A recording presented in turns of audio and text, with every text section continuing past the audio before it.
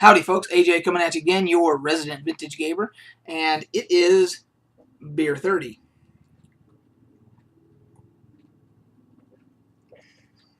We're going to talk about a couple things today, a couple of gaming related topics, and we'll get started with a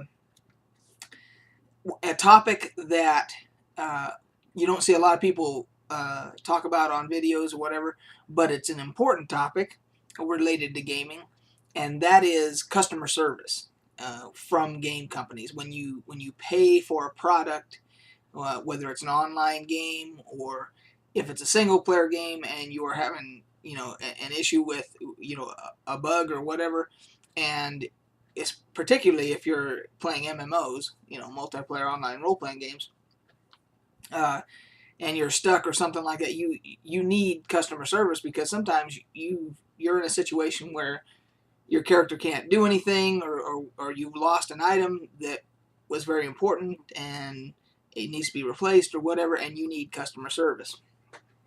So the reason I thought about this doing a video on this topic was that I had a situation yesterday. I play EverQuest 2. I play a couple other online games, Star Wars: The Old Republic, and World of War. I have a World of Warcraft account, and I have, over the years, I have had to use customer service when you put in a ticket. I've had to use them, very sparingly, but there's been situations where I've needed customer service. So, and yesterday was one of those situations. I did something really stupid in the game. I'm not going to go into a lot of details, because if you don't if you don't know the game, you won't be able to follow it. But needless to say, I was crafting an item, and I used the wrong crafting station, and this was for an epic quest line. So a lot of time goes into this and everything else. And the bottom line was the quest did not update. So I was kind of screwed. And there was no way I was going to delete the quest and start from scratch again. There's just too much that goes into it. So I put a ticket in, and in no less than 20 minutes, I think, a customer service agent took care of the problem. They saw that I did craft the item, even though I did it improperly, and they updated the quest for me. And it was quick, it was efficient, it was thorough. They checked the logs to make sure that everything I said was correct, and they were professional, and it was taken care of. And I was able to continue my quest and eventually get my fabled item that I was working on. So that is the history, and that is consistent with the history that I have had with Sony Online Entertainment customer service. I played Star Wars Galaxies. I was a day one player there. I've been playing EverQuest 2 almost from day one. I did play EverQuest for a while. DC Universe Online, I play because I have an all-access pass. And I played Matrix Online, even though it's gone. It was a Sony SOE title also. But the times where I have needed customer service with SOE, separate from the other issues, I have had issues with SOE, specifically with Star Wars Galaxies, on how they handled the whole thing, and there's a whole lot of history there, and I've gone into it in other videos if you guys want to find them and look that up. But separate from that, the customer relations standpoint, the CSRs have always been fantastic, very consistent. So I just wanted to kind of give my review of what you can expect if you're playing an SOE title. At least my experience has been very good with their customer service representatives. So anyway, take that for what it's worth. I would be interested if you've had horror stories with customer service representatives, or situations where you've put in tickets with other games, or whether it could be Sony Online titles that you've dealt with them and you've gotten poor service. I would be interested in hearing that in the comments.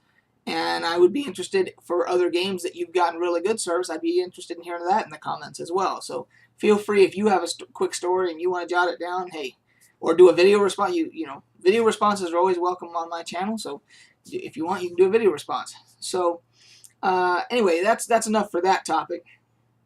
The second thing I wanted to talk about was the 27th, which, so let's see, today is the 25th. So Saturday, the 27th, is Gary Gygax Day. And Gary Gygax, as most of you probably do know, created Dungeons and Dragons. And he actually did, he did that. That was a direct result of what he did. He created the game, along with the guy named Dave Arneson. They created Dungeons and Dragons. But as a byproduct of that, every role-playing game that has come after that owes itself to Gary Gygax and Dave Arneson. And Gary Gygax is considered the father of role-playing games. So whether you play World of Warcraft, EVE Online, you name it, it doesn't matter. None of that would exist if it hadn't been for those guys, Gary Gygax being the main guy who started TSR and everything else. He's the main guy that really got the ball rolling on all that. So, and he gave credit, and when he was, you know, doing articles and things like that, he gave his credit to a lot of his influence to J.R.R. Tolkien. He gave some other influences to Greek mythology and everything that he derived things from to put into the games. And Tolkien, in return, Tolkien had given his credit to coming up with the world of Middle-earth and everything. He got a lot of that from Greek mythology, is where he drew a lot of that, the ideas to do what he did. So it all really goes back to Greek mythology. But as far as role-playing games goes, Gary Gygax, Dave Arneson started it all. And even if you play a game like League of Legends, which isn't really necessarily a role-playing game, it's a squad-based combat simulator on a map. And that all started with a game where they started with a game called Chainmail. It was just rules for tabletop gaming with metal figures on a map.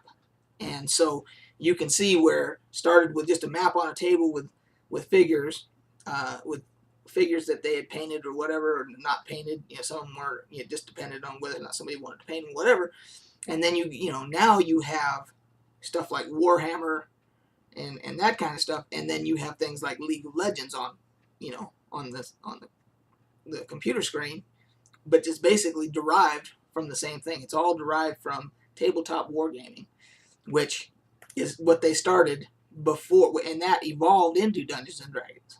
So anyway, I just wanted to let everybody know, Saturday, if you're playing a role-playing game, if you're playing a tabletop game, if you're playing EVE Online, League of Legends, any of that, you owe all that to a guy named Gary Gygax and Dave Arneson. But specifically, the 27th is Gary Gygax Day. So just thought you guys would be interested. If you didn't already know all that little bit of history, you're welcome. And if you've got anything to add or whatever, disagree with or whatever, put it in the comments. Hit like, hit dislike. Find me on Facebook. Find me on Twitter, Tumblr, all at Greyhawk4x4. Steam, Greyhawk4x4. So anyway, guys, have a good one, and we will catch you on the flip side.